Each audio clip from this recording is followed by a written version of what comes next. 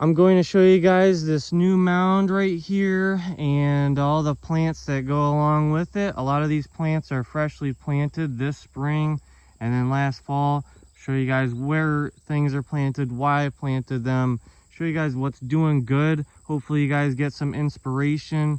And also, I haven't made a video of this mound, I don't think, you know, other than the before. So this is the after of the landscape project here at Plant Daddy Express. I'm gonna try not to get too in depth with the design and stuff, but let me know if you guys want me to talk about that. So these are little redhead grasses. They're just starting to get the seed heads and grow like crazy, but I figured that those would kind of mark the edges and the start of the pathway that kind of grows through that mound.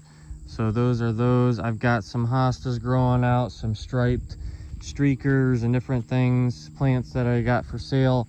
Of course, over here you've got the pathway, and the pathway is great. It's got Irish moss, some ajugas that kind of aren't doing the best, and then mostly creeping thyme, coneflowers, sedums, and different things. I wish I could have more sedums, but the deer will eat those. Annabelle hydrangea, that smoke bush, is still doing good. And I've also got trees, which they really do honestly add a lot and make this mound almost look like it's bigger than it really is, even though it is big. Over here you've got the Carl Forester grasses sticking up through. This spring I had tons and tons of lupines, but like this one right here, it's basically dead, I think. But then some of the other ones are still kicking and still alive. All the seedlings will grow like crazy and flower. That was a spring show. It was really truly a show. Tons and tons of flowers. And then the gay feathers, blazing stars, those bloomed. And then now pretty much that mound over there that I'll show you is really just a late summer mound pretty much. The lantanas are doing good. I just trimmed back the daisies and the gaillardia. That one's been blooming for like 2 months now. And then these are blue eddy ornamental onions, loving those. And then the pathway kind of needs weeded again. And then over here some spring blooming stuff. And but over here, these stones, these are new. They've been here for like a little over a month, I think. I don't even know. They are big, as you can see. And also got that rock. This tree is going to die. I bought it when they just planted it and they had no roots hardly at all. Also, these grasses here, I planted 16 of them. They were supposed to be little bunny grasses, but there's some other grass. Also, these are twisty baby locusts. This thing right here, that thing starts growing right there, ends right there. It's put on a good 2 foot of growth. All that whole branch right there, that whole branch, that's all brand new.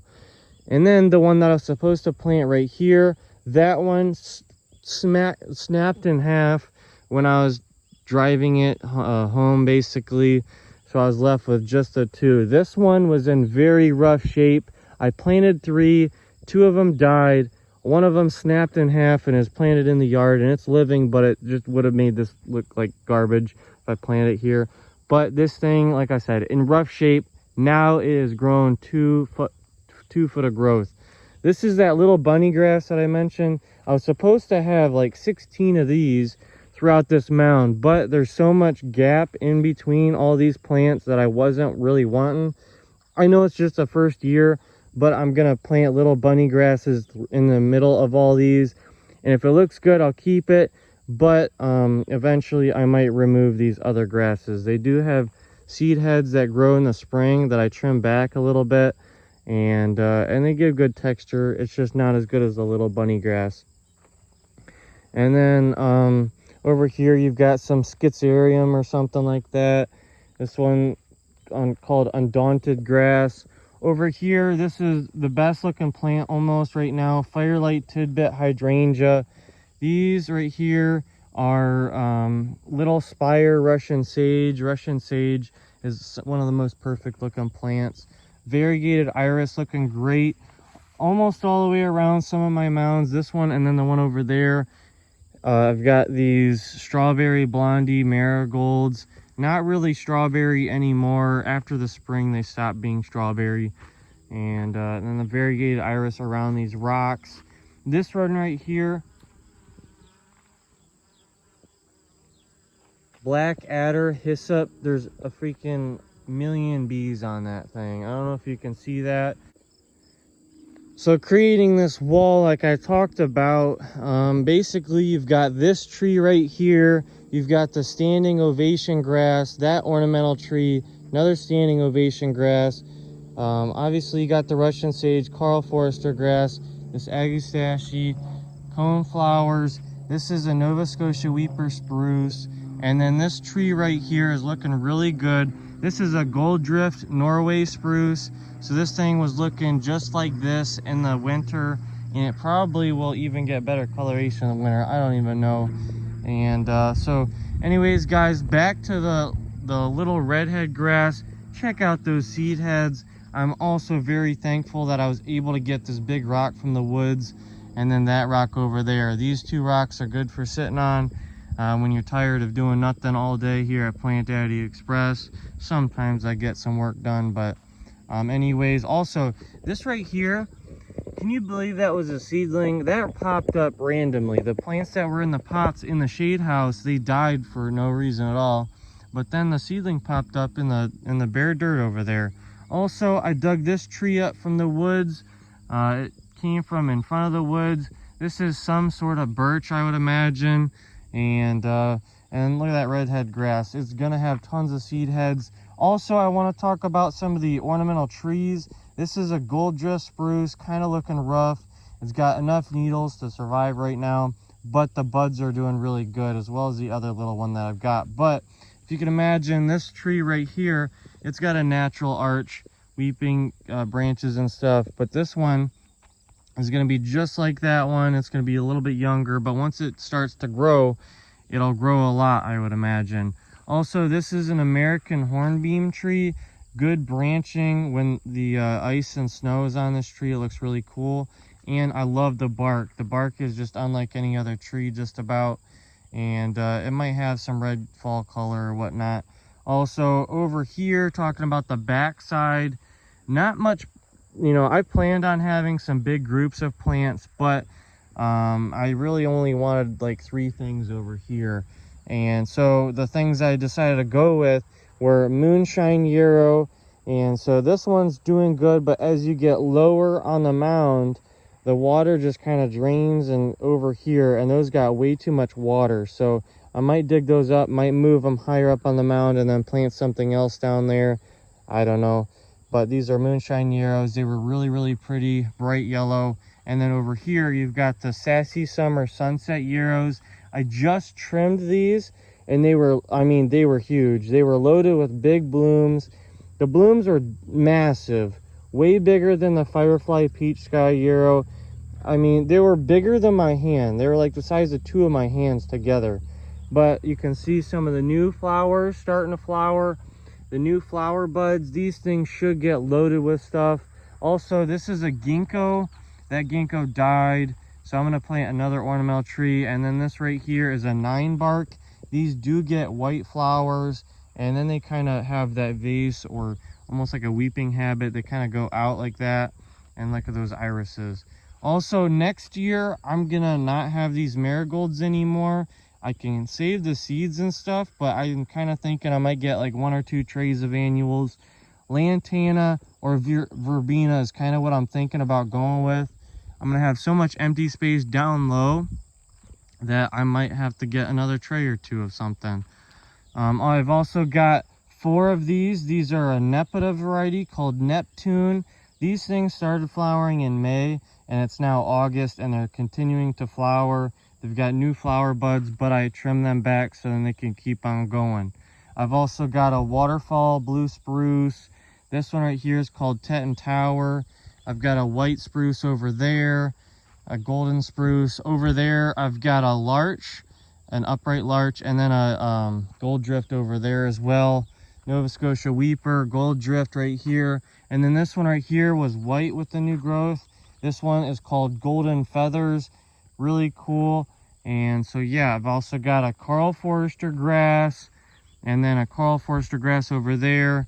And is there a third one? I don't know. Okay, anyways, guys, there's a Carl Forster grass there, and then way over there on the top of that mound, you've got some Carl Forster grasses. And I don't want this mound to be 100% completely different from that. Obviously, the whole design changes and stuff, and I want to really show that by using different plants. Having that big section of plants there will make this portion look a little bit different, but you do want the same plants kind of repeating, the same colors repeating, and stuff like that. I'm trying to be I want cohesiveness, I want good continuation throughout the mound. I'm trying to use that in my designs. What I want is I want little, like with something this big, like I said, I mean, I'm gonna back up. You've got them boulders and stuff that kind of show a pathway, but you can see that big open area. But once you get up in here, I just want little pockets of where you're like kind of hidden and stuff, and just big groups of plants that are big and eye-catching. But like right here, obviously it's super sunny, but eventually I want to be able just to sit right here, be shaded out by these trees, and just wonder what the heck is around the corner. And then, you know, there's different things that I'm kind of thinking of throughout the design and stuff that just kind of makes sense. And just having different corners and turns and, you know, varying heights throughout the mound, that really just kind of makes this mound be a little bit better. And right now it kind of looks a little bit crazy, and some things I imagine are going to be too crazy, and I'm gonna have to remove again and again plants all the time. But eventually I'm gonna find a happy medium where some of the plants just are standout performers when I want them to and when I need them to, and then other things I'll rip them out and not have them again. And eventually I'll have good ornamental trees that make the place look good. So, you know, obviously I've got some other mounds. The mound over there I'll show you guys real quick, but you know, I'm gonna plant an ornamental tree right here probably, and there's different things in the future that I need to do. But right now, I just need to give this mound some time. We just weed it, maintain it, and I think that these plants that I've got here, for the most part, are gonna be the plants that are going to be here for a while, you know, other than the few things that I mentioned. But so I'm really loving the plants. I wanted it to be a late season design. Right now I'm really kind of focusing on the plants that I've got growing out for next year, and you know, because I want to be the place to go to buy plants from, and not just to see them in the ground. So all these plants will be for sale just about this spring. I've got tons of other things, and then the shade house over here too. But I'm kind of thinking about, like I said, going with verbena. This right here is one plant. So one plant will give you something like that, tons of color, tons of flowers. There's that Agustache again, and then that's another verbena variety that isn't as vigorous as that one, but it's a little bit prettier in my opinion. You know, you've got a bunch of different things, and oh my gosh, the buzzing coming from these plants is crazy. I also trimmed back the yarrows, got the salvias. Really over here, what I want to do next year or something, a lot of the space is getting taken up by these annuals, so I do want to plant another tray worth of annuals. So tell me what I should do with these. And but that is that. Landscape and design, you've got tall tree, smaller tree over there, two different colors, weeping white spruce there, and then the one over there is kind of dying or dead or whatnot, and a couple other ornamental things in there that will be fun to look at in the future. Also, what you don't see in here is this big drift of the Stachy's humolo. So you've got that one, that one, that one, that one, that one, that one, that one, that one, and then a couple more over there. I want big drifts over here of plants that you don't have to dig up ever, because they make sense and they just all kind of go together. The colors match and they look good. So that is what I'm going for over here. And there's that rock garden that I keep talking about and keep posting about. But so Plant Daddy Express garden design, lots of plants have already bloomed, but hopefully you guys got something out of this whole thing. Thanks for watching.